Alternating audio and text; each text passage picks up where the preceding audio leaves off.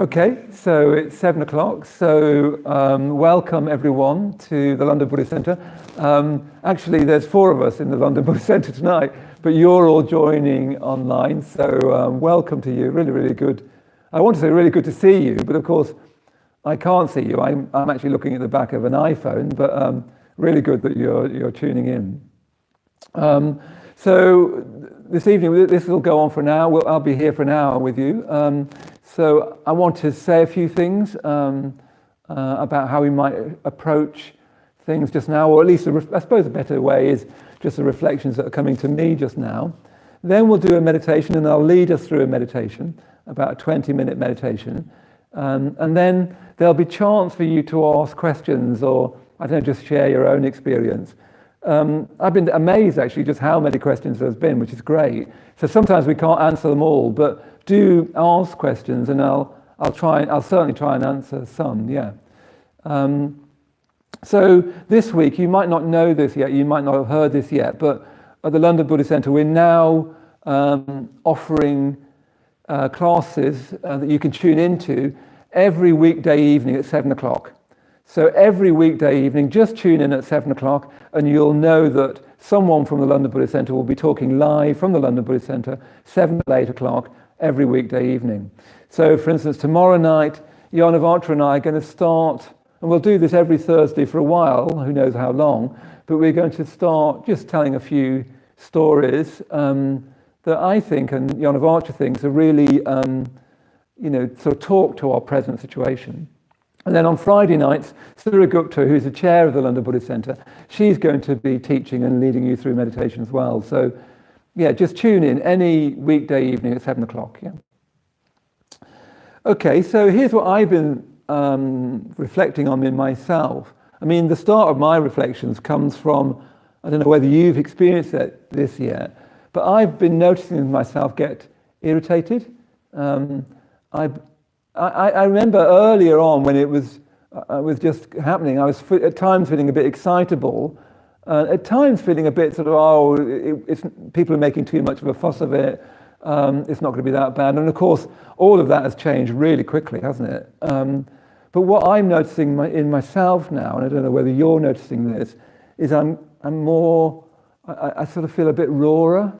I'm more irritable within myself. I was talking to a friend of mine on the phone today, and he was quite grumpy, and I noticed myself getting grumpy about him being grumpy.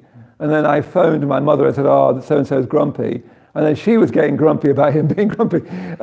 So I think there's probably quite a lot of irritation around, quite a lot of even anger around. It was interesting because I was feeling that, and somebody had sent me the Harvard Review, or at least an article from the Harvard Review about the 7 stages of grief, and Elizabeth Kubler-Ross's 7 stages of grief, and I can't remember who the writer was, but he was saying that it's as if we're all experiencing grief. All the things that you've been lost suddenly. I mean, some people have literally lost their job. Someone I heard just the other day just lost their job. But you've certainly lost so much of your life already, I have. And we're starting to feel that, aren't we now? I'm starting to feel that now. I can only go out for a walk once a day. Even that kind of vibe of having to go 2 meters away from somebody as I pass them. I don't know, I don't know whether you feel this, but I don't like that. I don't like the kind of feeling that I'm consciously trying to avoid people a bit, and it creates this sense of something wrong. But yes, there's so much that we're losing. I was saying the other night that it's like we're just deleting things from our diary. I was supposed to be going to Barcelona soon to launch a book, and I'm deleting that, and I was going to have a really nice weekend in Barcelona. I was deleting that and deleting other things as time goes on. So perhaps there is quite a sense of loss, of not getting what you want, really. I mean, we talk about loss, and sometimes that's a bit grand. It just means that we're not getting what we want. And do you see how it's quite natural to feel kind of irritated by that and angry about that? And well, I've been feeling that, and I'm a Buddhist, and I've been practicing Buddhism for many years, but I can feel that I'm a bit rawer and a bit hotter inside. It's easy for that to be expressed. I've been trying not to. It's easy to get into anger. So if it is a bit like grief, then perhaps we've gone through the denial stage, oh no, people are making a big fuss of this, it's not a big deal, it'll be fine. You know, we've gone beyond that, haven't we? Nobody, I don't think, is doing that anymore. I don't know, and probably we're going in a bit more into anger. That stage of grief where actually I'm angry about this, and very easy to, I don't know, feel anger to the government, to feel anger to the partner you're living with, get irritated with technology. I mean, I bet you're on Zoom meetings like I am, and nearly every Zoom meeting seems to start with somebody's voice echoing, or somebody who can't find the link, and you get irritated with that. So anyway, that's the thing that I've been struck by, is irritation. So what that's doing, from a Buddhist point of view, from a human point of view, what that's doing, I think, is confronting ourselves with our mind. Confronting ourselves with, this is there in your mind. And to see how it's so tempting to say, no, it's not in my mind, it's caused by somebody outside. It's caused by the government, it's caused by my partner, it's caused by the children, it's caused by whatever it is. And that's completely natural. We want to say, no, it's not in my mind. I'm a really chilled out Buddhist-y person, but people keep on irritating me. You know, that's what you can get into. So what we're experiencing now confronts us with our mind, and meditation is a way of really meeting your own mind, taking ownership of your mind. The whole of meditation, the whole of Buddhism particularly, starts with taking responsibility for our own mind, taking ownership of our own mind.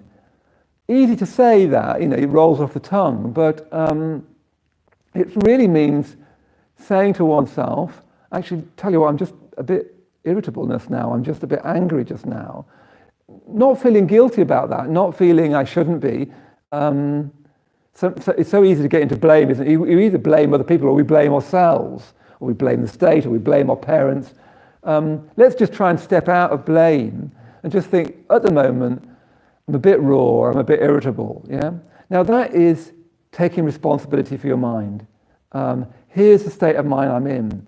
Now, that isn't easy to do. I'm not saying it's easy to do, but it is doable. You can do it. You can say to yourself, I'm just anxious at the moment. I know I can say there's lots to be anxious with, and in a way it sort of always is. If you're in an anxious state, you'll find things to be anxious with. It's difficult to know what starts, world or mind. If you're in an anxious state, you'll notice things that fit an anxious state. If you're in an irritable state, you'll notice things that irritate you. Similarly, if you're in a positive emotional state, you'll notice things to be positive about. I saw all these pictures of David Hockney saying, you know, nobody cancels spring, and he's been sending around these beautiful iPad drawings he's been doing of daffodils. So if you're in a good state, you notice spring, you notice a blossom, you notice there's still a lot for us all to feel grateful for. So yeah, Buddhist meditation properly understood, confronts you with our mind, and in a way what's happening to all of us is we're being pushed a bit closer to meditation. Instead of just, you know, rushing around and doing stuff, we're having to notice our mind a bit more, having to notice that we're probably moving a bit from denial into anger. Another stage, of course, is sadness and dejection. Some of you might be getting into that just now, kind of hopelessness, kind of sense of, oh God, you know, you can't get out of your pajamas, you can't get yourself going. You just sort of think, what's the point? It's another stage of human beings, how they try to deal with loss. Yeah. Somehow we're trying to get to, okay, let me work with my mind. That's the only bit of the whole universe that you and I, whoever's tuning in just now, it's the only bit of the whole universe that you and I have actual, I can't say control, because in a way that's a bit too much, but we have a real purchase on our mind. We can take responsibility for our mind. We can say, I'm in a bad mood, I'm a bit grumpy, I'm a bit intoxicated and a bit silly at the moment. I've been cracking a lot of sometimes not very good jokes. Sometimes that can be how you express it. We can take ownership of ourselves.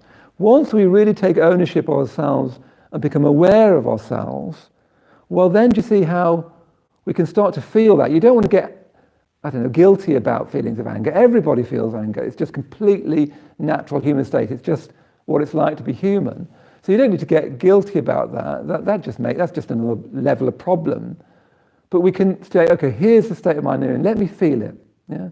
Let me just, what does that, I keep saying this word anger and irritability and grumpy and snappy or whatever, but what does it feel like? Where do I feel like it? Can I just feel it? Feelings do want to be felt. They really do want to be felt. I've got two, I want to say girls in my life. They're not really girls anymore. Alex is 13 now and Ria's 12. And I used to really notice with the girls when they were younger, they'd get really upset, and then before you know it, something else would take their mind, and they'd forget all that. They wouldn't drag it along with them. I'm hoping that Alex and Ria are watching tonight. They may or may not be. But you see how children, they can get really upset and then just let go of it. We tend to sort of drag it with us. So what we need to do is really acknowledge the state of mind, really allow ourselves to feel it. We might need to say, actually, I can't, well, very often, if it's a negative state of mind, really try not to act on it, because almost inevitably when you act on a negative state of mind, you make things worse. So if you feel angry, then you tell yourself off from feeling angry, you start to feel worse. If somebody else is getting grumpy with you and you get grumpy with them, usually they get more grumpy. Yeah. So usually if we react out of a negative state of mind, we make matters worse. Yeah. So what we need to do is be aware, first of all. So the great first matter of meditation is learning to be aware, and then learning to be with our experience without reacting unawarely out of it, without, just getting irritable out of our state of mind because we haven't really become aware of it. So we're trying to be aware of our state of mind, we're trying to be with the feelings that we've got without reacting to them, and then we can start to create a new sense of freedom. So what I'm going to do in a minute, I'm going to lead us through a meditation, and I'm going to ask us really to try to develop this key matter of awareness, of taking ownership for your experience just now.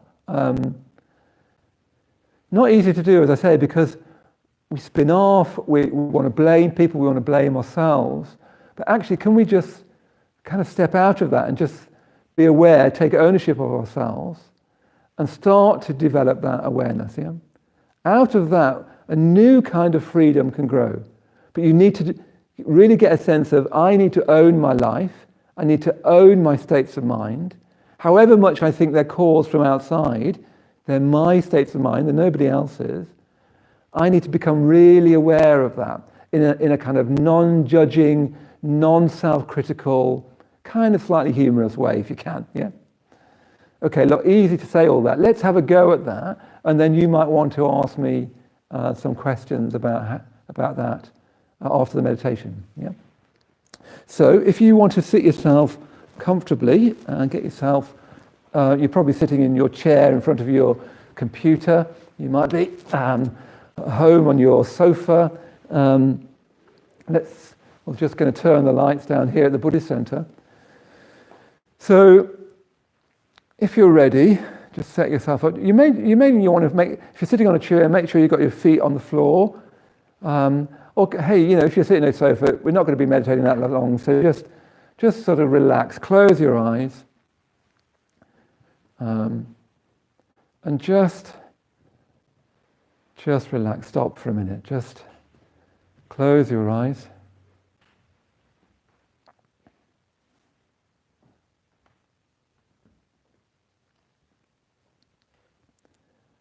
And as soon as you've closed your eyes, just see if you can notice how you're doing just now. And you don't need to think about how you are just now. You don't need to analyze how you are just now. The easiest way to start to know how you are just now is to feel how your body feels.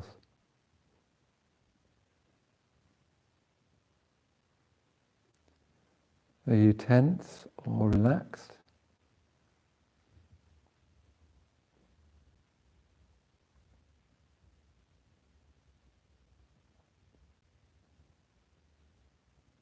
At the moment you're not trying to change anything.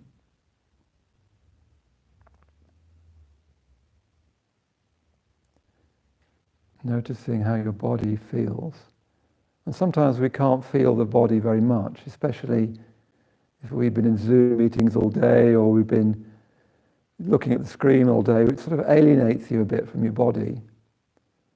So don't worry if you don't feel very much in your body. Just feel whatever you can feel.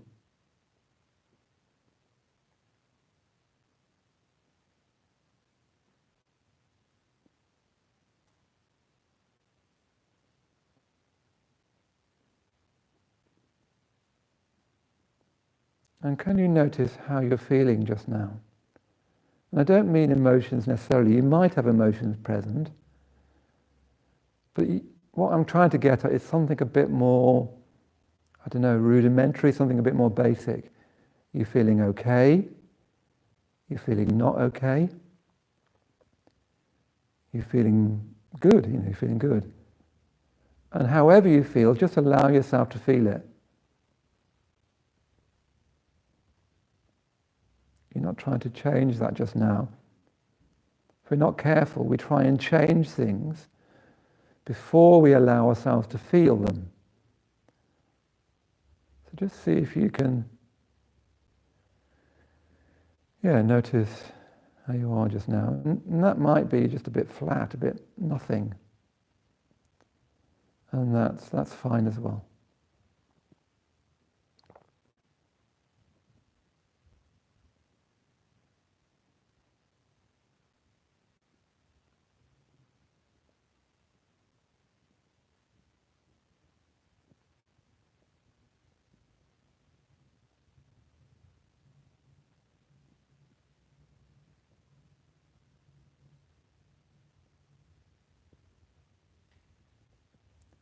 And then start to really notice the weight of your body on the chair. And you don't need to think about your body.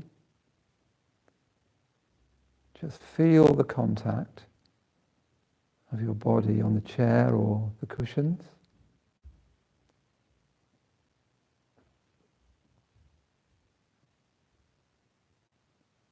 Feel your backside on the chair.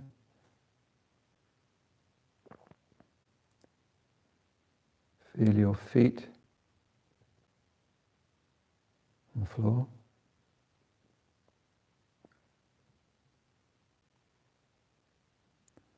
And even when I say feel your feet on the floor, it's not a mental picture of your feet. It's not the word feet. What do you actually feel at the end of your legs?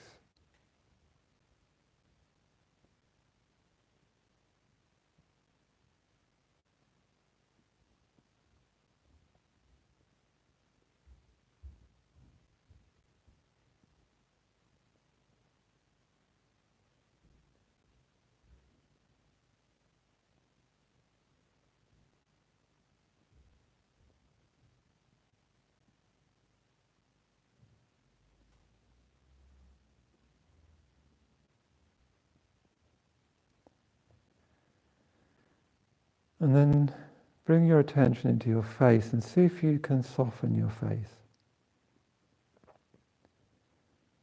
We tend to kind of habitually and automatically screw up our eyes and furrow our brow. Can you tell if you're doing that just now? See if you can soften your eyes.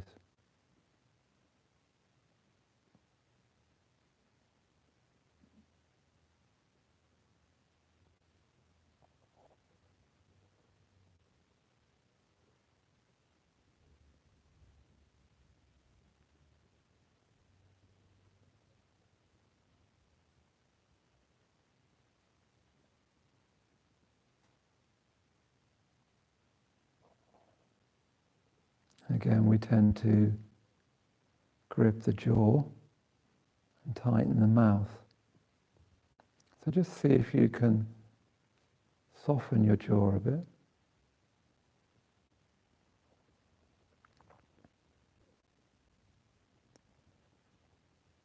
So your face is soft, your eyes are soft.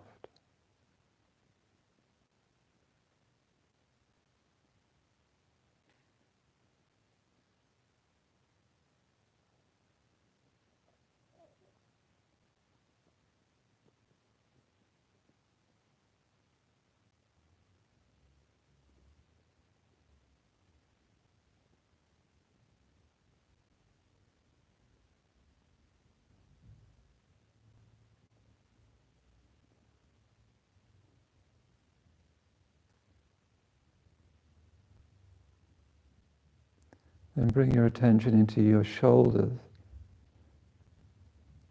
We're often habitually gripping with our shoulders.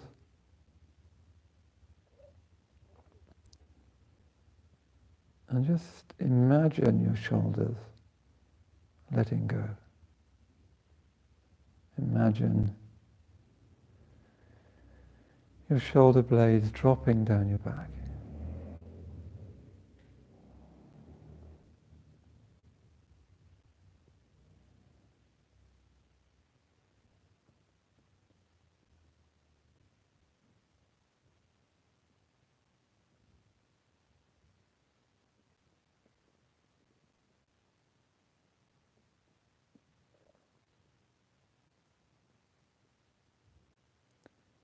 And then bring your attention into your belly.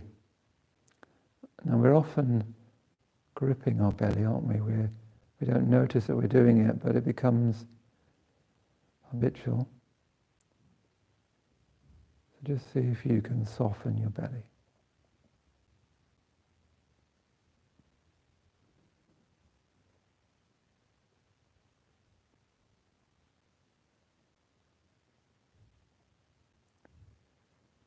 So your eyes are soft, your brow is soft.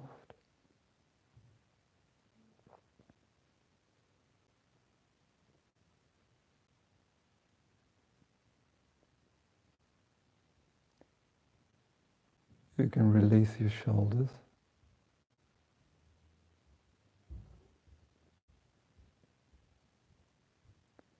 Just imagine your shoulders dropping down your back.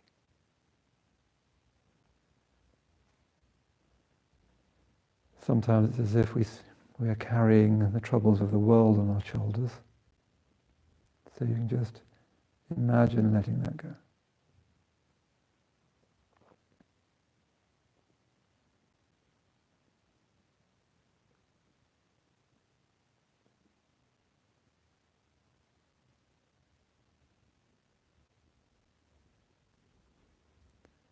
And then softening your belly again.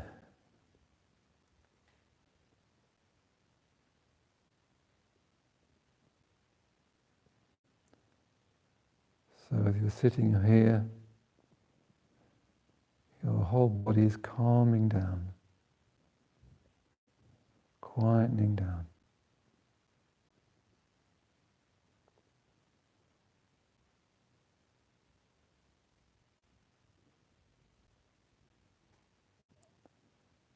Calming the body,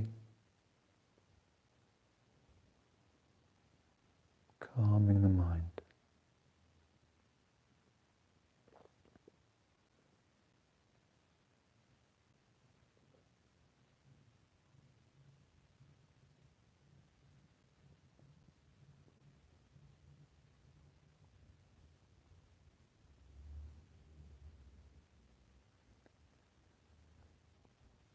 And then start to notice, start to feel that your body is breathing. You don't need to try to breathe.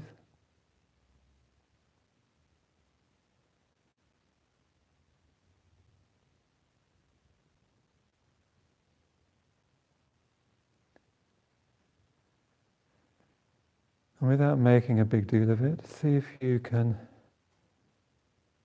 feel your body breathing. If you want to, you might want to take just one or two deeper breaths first, just to really feel your body breathing.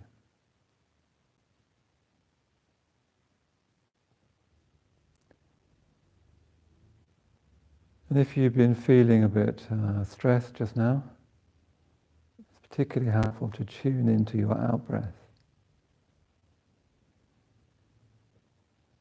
So feeling your breath come in,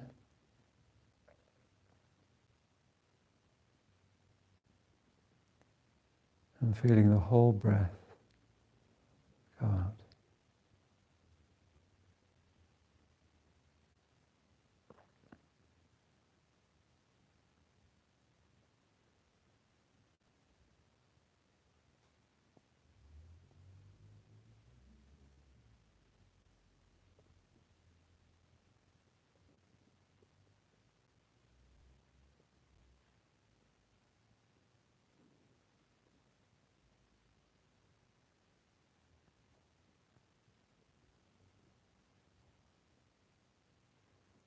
And your mind will flicker off probably, that's all right, don't worry about that, that's just your mind doing its thing. When you notice it come back to your body breathing.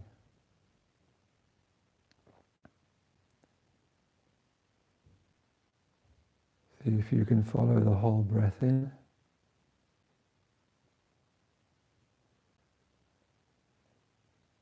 and the whole breath out.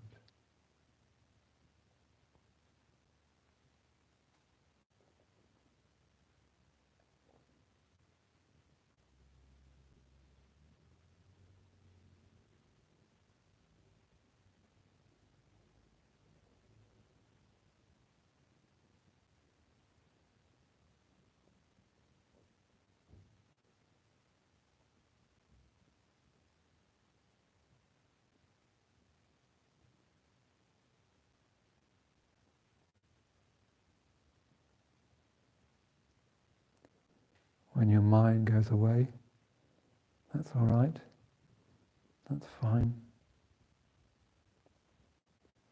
Just come back to your body, sitting here. And the feeling of your breath coming in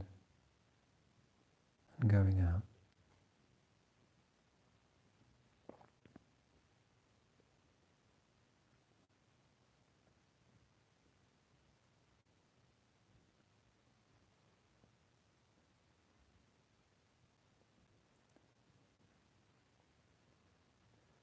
And then broaden your awareness again to include your whole body, tuning in again to the weight of your body on the chair. Really feel the support of the chair, not as a thought, but as a direct physical experience.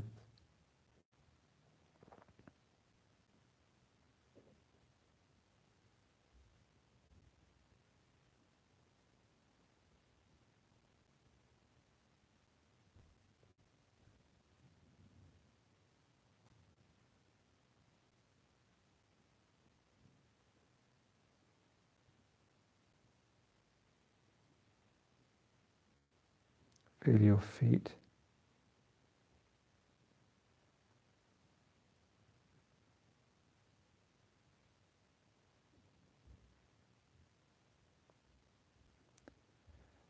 And again, softening your eyes and your brow. You don't need to screw up your eyes now.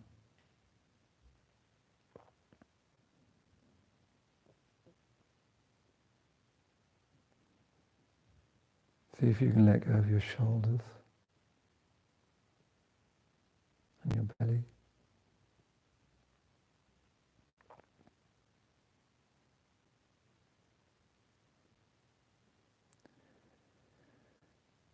So for the last part of the meditation, I want us to consciously turn our attention to an area of discomfort in the body. So I can easily get tense in my belly, in my guts, that's quite common. Or it might be your shoulders or your chest. And we often try to move away in our mind from discomfort, and that's completely natural. It doesn't always help.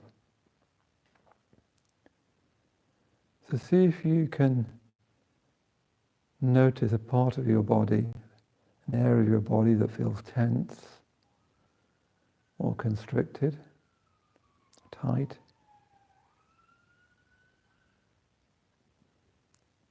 So I can feel that in my belly a bit just now.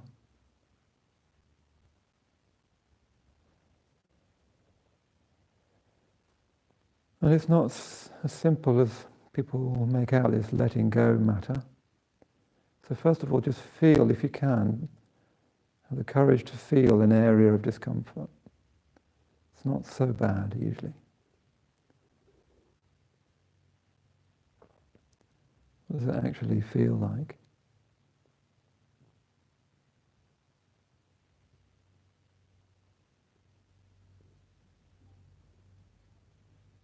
So you're opening yourself to that feeling, even though you don't like that feeling. That's fine that you don't like it, but you're opening yourself to feeling it, whatever it is.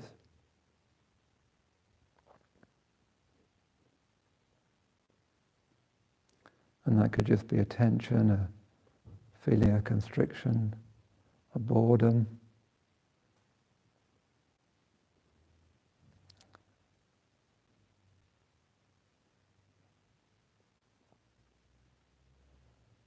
Then see if you can imaginatively take your breath into that area.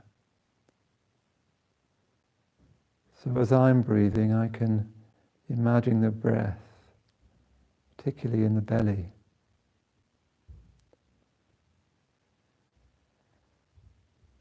And you can even have that background sense that doing that is opening that area, softening that area. But not to make the discomfort go away, just to turn towards that discomfort with awareness, with a kind of kindly, curious awareness.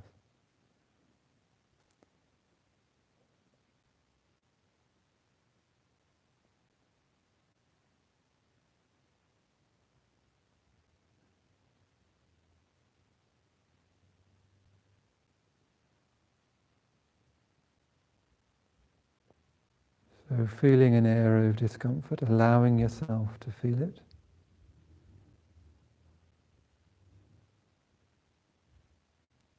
And breathing into it.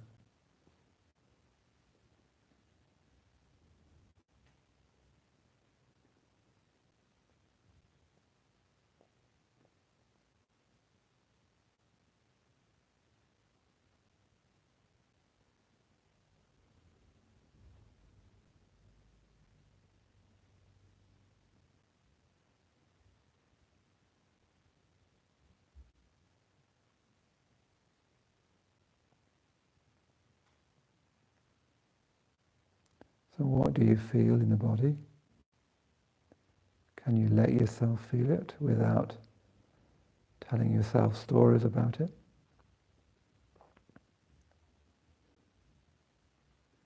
And then see if you can breathe into that area.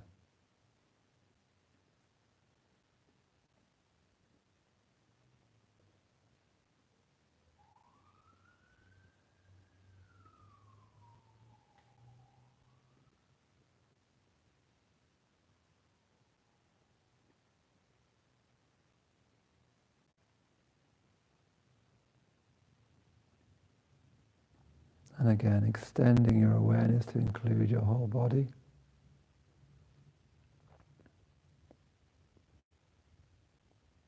The weight of your body, the warmth of your body.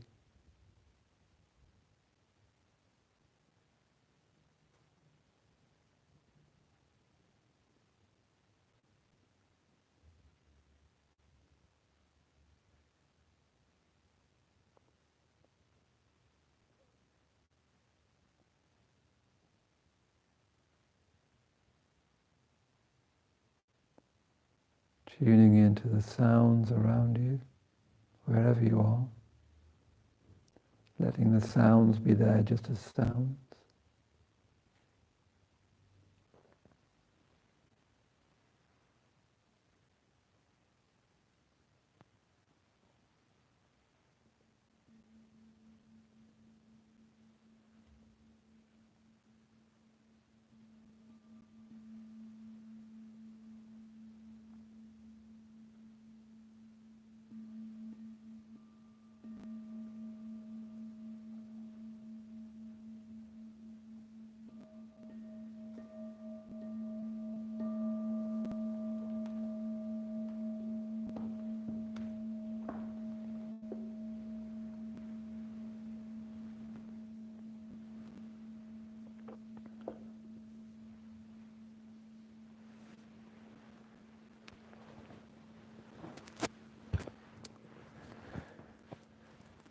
Okay, good.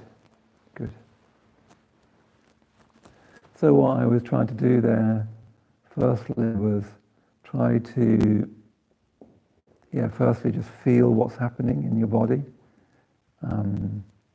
Just tune into your body. In a way, that's the first thing you're trying to do in meditation, is step out of that kind of thinking, chattering, planning, fantasizing mind.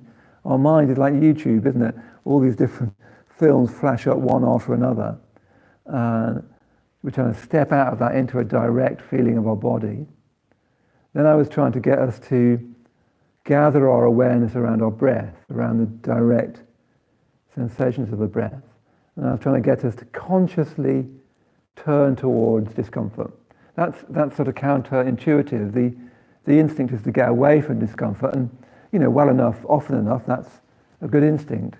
But sometimes it's not a good instinct. If it's the sound of a car in the street and you sort of jump onto the pavement, that's a good instinct. But if it's a discomfort in your body, if it's discomfort in your mind or your heart, the instinct to turn away from discomfort often makes matters worse. So I was trying to get us to turn towards discomfort and try to be with it and feel it.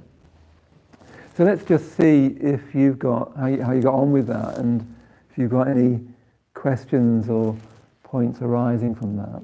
You may or may not have. Oop. That's it. My case was on my mic. Sorry about the rustling. So while we're waiting for questions, we have 170 people watching. Oh, that's great. 170 people. That's wonderful. That's wonderful. Well, welcome everyone. Really good to have you here. Well, have you tuned in. Including Jenny from California, Sam from Johannesburg in South Africa. Wow, that's great. So we're reaching California, Johannesburg, all over the place. That's really, really good. So how do you get on with that? This instinct, isn't it, to see what I've been trying to get us to think about today and reflect on is, how do we take ownership for our experience? Once we take ownership of our experience, once we say this is my mind and my life, we can start to shape it. Whilst we're blaming, the government, our parents, the school, the boss, we're putting our life, the cause of our problems, out there, and we often can't do very much about that. So that's where I'm starting with. Yeah. So Harvey is asking for advice around tackling lack of motivation. Oh, hi there, Harvey. Yeah, is that tall, Harvey? Might be. We've got a selection of Harvey. That's not good to see you again. Well, have you here again, Harvey? How do we tackle lack of motivation? Interesting, these questions and that question, because one of the things that I've been thinking, when I do these videos and when I watch other people do these videos, if we're not careful, people like me, well-meaning people, give you good advice, frankly, that you can often give yourself, which you need to do. You need to be motivated. You need to have a routine. You need to be getting up early. You need to keep initiative with things. All that stuff, and very often you don't do that stuff. You don't, and sometimes I don't. Then you tell yourself off about doing that stuff, and you go back to telling yourself all the things you're supposed to do. So I don't want to feed into that. I don't want to be another person telling you things you already basically know you need to do. Then you don't do it, then you get cross with yourself for not doing it, and then you try yourself to do it again. One of the things we're trying to do is learn about that patterning. So one of the things I want to say about things like lack of motivation is, guess what? Sometimes you'll have lack of motivation. Do what you can at the time. There's a great teaching from a Buddhist saint called Padmasambhava, and he says, do what you can at the time. So a simple thing with lack of motivation is do 3 things that are really easy to do, that you can do straight away, that don't require lots of planning. One thing I did just the other day, that my desk was a bit of a mess, and I just tidied my desk and cleaned my desk. As soon as you do one thing that gets you to feel what they call in psychology mastery, you start to feel like, I can do another thing. So if you're feeling lack of motivation, do 1 or 2 or even 3 things that you can do really easily and immediately that give you a sense of ownership of your life again, that give you what we call mastery. But remember, you will feel that at times, and that's fine. Just try to move on from that as quickly as you can. But you're not trying to turn your life into a constant self-improvement exercise. That's not going to work. But yeah, do what you can at the time, as Padmasambhava says. Yeah. So Louise is asking regarding meditation.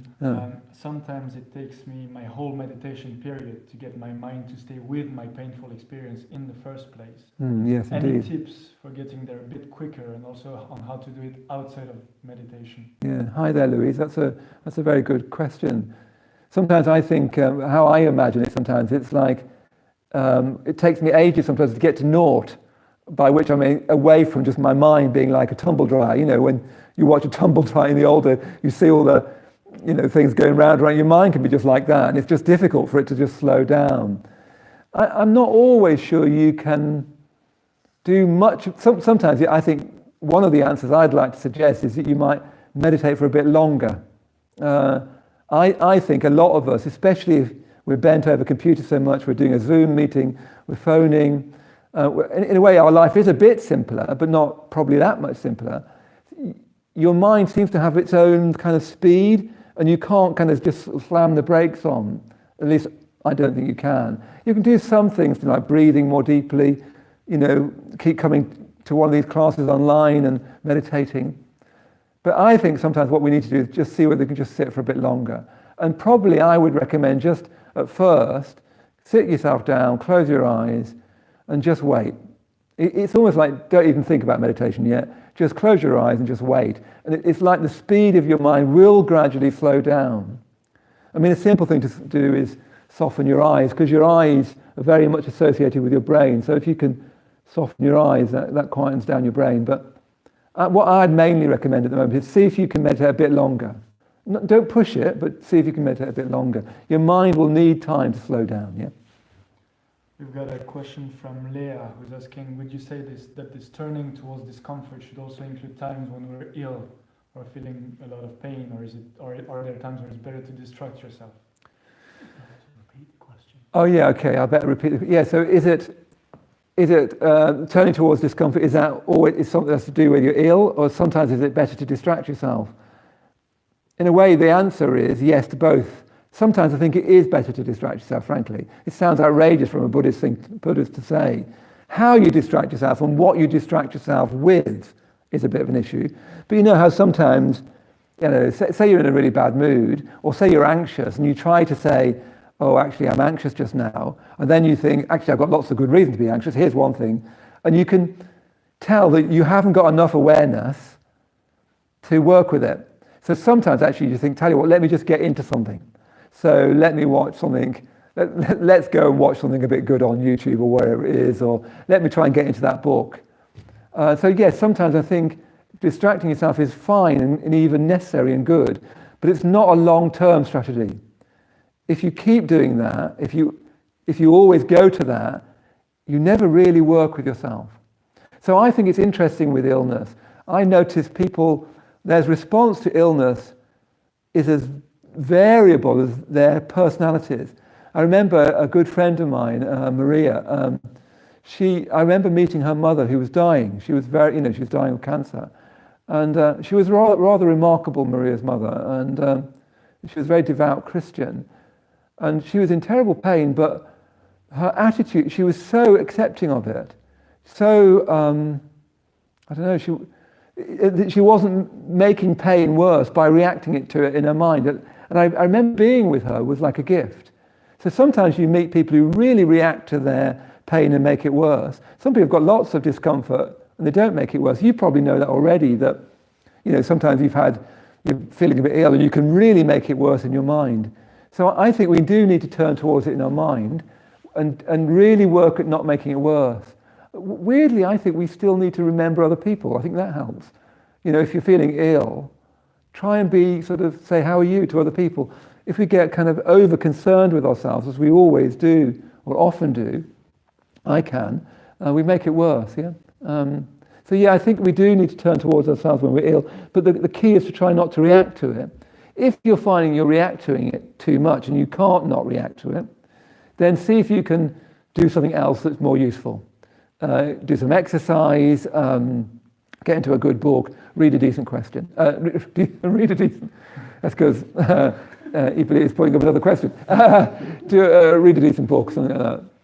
Watch Studio Ghibli. It's just gone on to Netflix, isn't it? Wonderful imaginative films. Have a watch of one of those.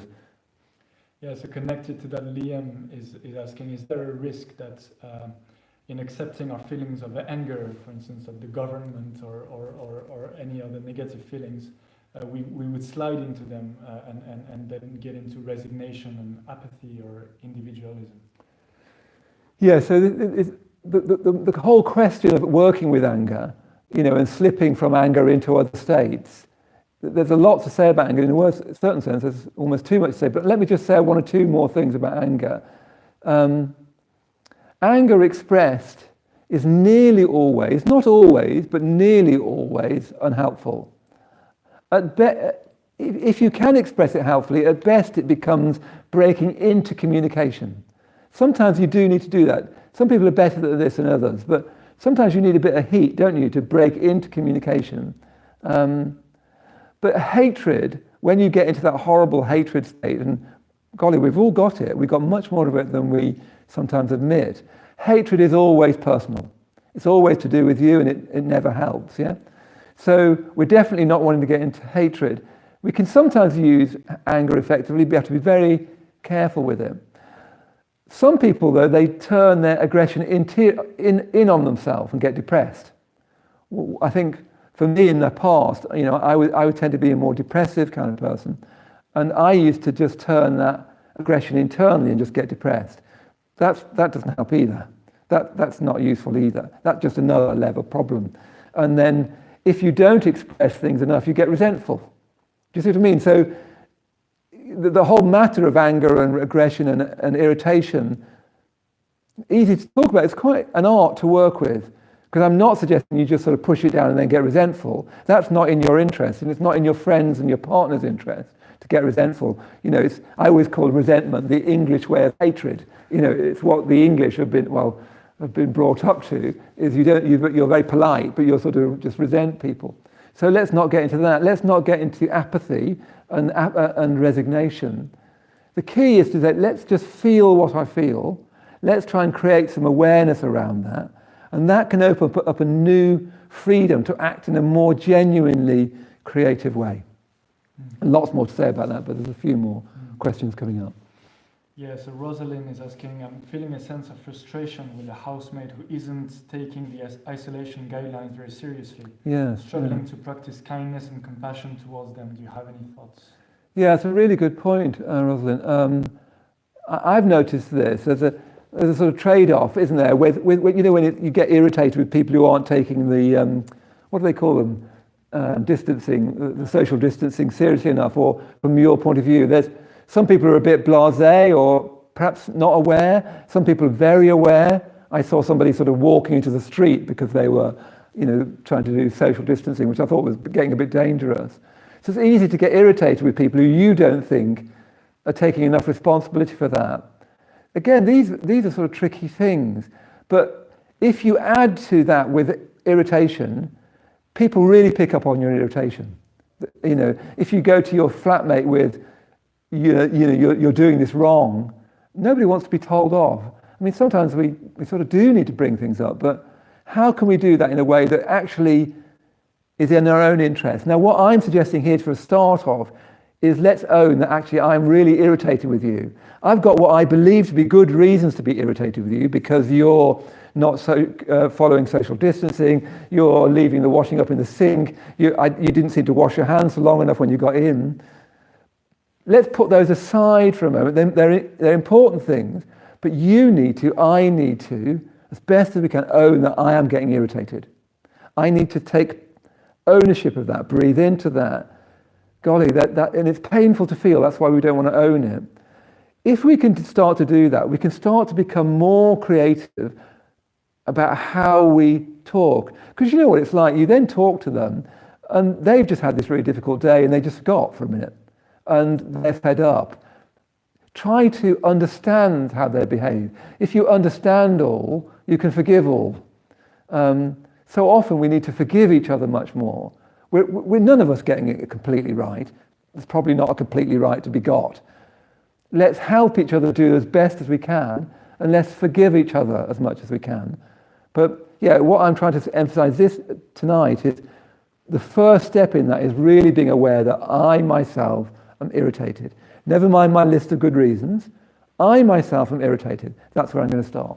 Yeah. Tricky to do, easy to talk about, as me talking to this back of this phone in the London Buddhist Centre Shrine Room. But it's an art, and we need to keep learning it. And if we can learn it in these difficult circumstances, that's going to be in our real interest looking forward, because we'll be a much more creative, empathic presence in the world. And the world needs creative, empathic presences. So on the topic of meditation still, Jenny is saying that she really liked the distinction you made around feeling the weight of your body, but don't try to think it, feel it. And she's realizing how often in meditation she tries to think her way through rather than connecting with the actual feeling. Yeah, that's a really good point, Jenny. That's the thing I notice again and again when I teach meditation at the London Buddhist Centre. I ask people to be aware of their body, and they think about their body. I think we're so soaked in thought that we mistake thought for experience. So even when we feel our feet, I think sometimes what we're feeling is the word feet, or the mental image of feet. We're thinking about, what do I feel in my feet? We're so word-based. So yes, you're quite right. We tend to mix up thinking about the body with feeling it. Now, part of the reason we do that is because we don't feel the body very much. Part of the reason we don't feel the body very much is because we're so caught up in mental proliferation. We're sort of caught in that world, so we're not used to feeling the body. In a way, that's one of the reasons why physical exercise is so important, even more important in these kind of lockdown moments. Because physical exercise makes the body sensations sort of stronger, doesn't it? It makes it easier to feel the body. That's one of the many good reasons for physical exercise. So yes, it's very easy to, especially in meditation, to think about the body rather than feel it. So practice feeling it directly. What do you actually feel, even if that's not much? Let's just have one more question and we'll finish with a short meditation in a minute. I guess we could end with a comment from Astar saying that he's feeling very grateful that he's in a first world country, and grateful that he's not in a part of the world where there's so little, so connecting with gratitude, I guess. Yeah, well, I'm really glad to hear that. I think what you're saying there about gratitude, that you feel, I can't remember, what was your name? Astar. Sorry, I probably pronounced it wrong, but I think that is, we've all of us got everything to feel grateful for. I feel so lucky in my life. I've had very, very good parents. I've got a very loving family. I've got friends. I've got a partner. I've got children in my life. I've got all the community I live with. So in difficult times, I think that's particularly important to start to just remember what we've got to feel grateful for. Something you could do very simply is every night, just write down 5 things you've got to be grateful for that day. Because the more you focus on that, the more you'll notice there's lots to be grateful for. So there's lots of other questions, I'm sure, but time is beginning to run out. So I'd like to finish with another very short meditation. But before I do that, I wanted to say thank you to those of you who've been giving to the London Buddhist Centre. I know that many of you have been giving money to the London Buddhist Centre, some of you for a long time. Many of you have been giving to the London Buddhist Centre in different ways, as well as money. So thank you to any of you who are giving. And I know some of you have just started to give to the London Buddhist Centre, give donations, since you've been joining our online centre, like tonight. But yes, obviously I want to sort of say, if you can give, do give. So there's a link underneath this video. And what would help us to keep on giving ourselves was if you could make a monthly donation, usually on a Wednesday night, on a Tuesday night, on all the nights of the week we teach here. We're holding a bowl and people are putting money in the bowl, and that's an important part of how we survive at the London Buddhist Centre, by this culture of generosity we're trying to give, trying to create. Like, I'm not paid to teach tonight. The teachers at the London Buddhist Centre are all volunteers, so we're trying to create a culture of generosity. So if you can join that culture by clicking the link below, that'd be really great. But let's finish now with another short meditation. I want to come back, I can't remember your name, I'm sorry, but the person who was talking about this difference between thinking about the body and feeling the body. So that's a really good distinction to start with. So often people think that meditation's about thinking about stuff. Actually, it's about feeling the body. You meditate with your body. So let's just do a short period again of meditation, and then I'll just remind you of the things coming up on the London Buddhist Centre online. So once again, closing your eyes. As soon as you've closed your eyes, best as you can, really feel your body. And the simplest way to do that is just to feel the weight of your body on the cushions.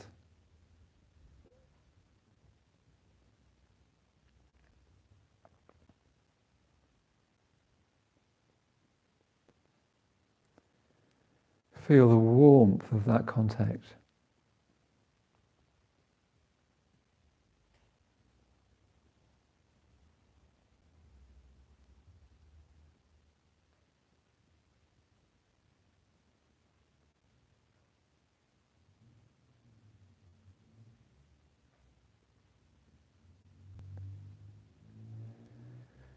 And then see if you can feel your breath.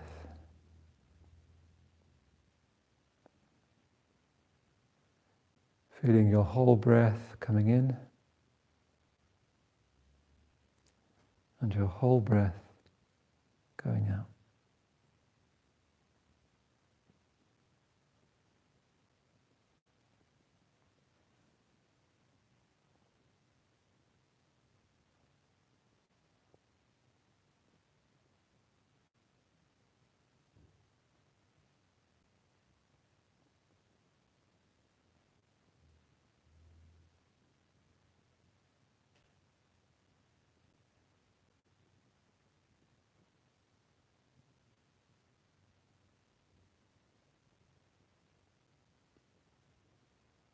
And then see if you can expand your awareness around your breath to include more and more of your body. Letting your body sensations just be what they are. Even if you don't feel very much, that's all right.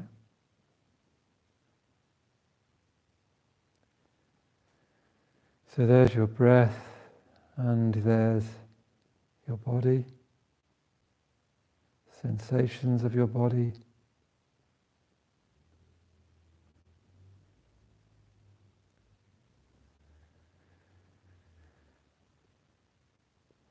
And then you can tune in to the sounds around you. Traffic, what little traffic there is now around you.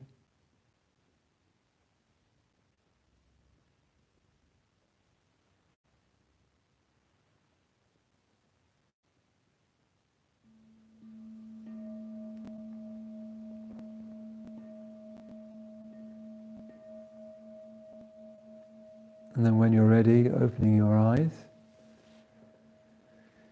And even though you've got your eyes open, and I've got my eyes open, and here I am looking at the back of a phone, I can still bring some of that awareness that I've developed there, that crucial matter of awareness. I can, even as I talk now, I can still be aware of my body sitting here. And as you're listening to this online streaming, you can be aware of your body sitting in the sitting at the computer with your laptop on your lap, whatever it is with your phone.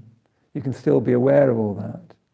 Yeah, so see if you can take some of that awareness into the next activity you're going to go into.